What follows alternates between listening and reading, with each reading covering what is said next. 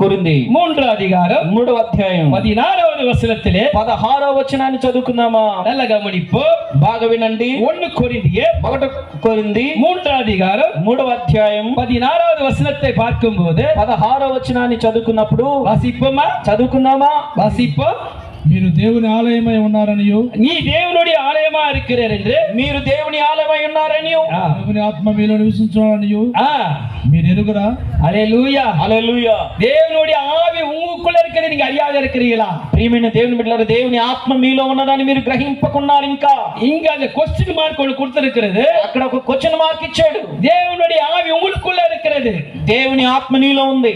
அப்ப தேவனுடைய ஆவி எங்கேயோ దేవుని ఆత్మ ఎక్కడో அங்க விடுதலை உண்டு. అక్కడ విడుదల ఉంటది. அப்ப தேவனுடைய ஆவி நமக்குள்ள இருக்கிறது. దేవుని ఆత్మ మనలో ఉంది. ఇది నీ அறியணும்.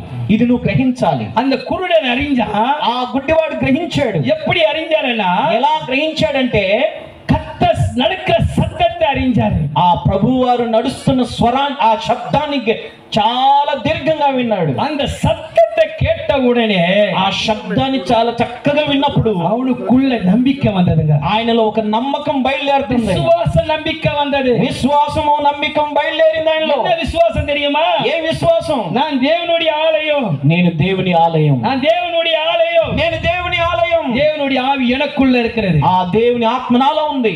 நல்ல கவனிங்களா? బాగా వినండి. நம்ம எப்படி அறியணும்? మనం ఎలా గ్రహించాలి? இந்த குருடை எப்படி அறிஞ்சான்னா ఈ గుడ్డివాడు ఎలా గ్రహించాడు? அந்த நடக்கிற சத்தத்தை உள்ள கரெக்டா தெளிவா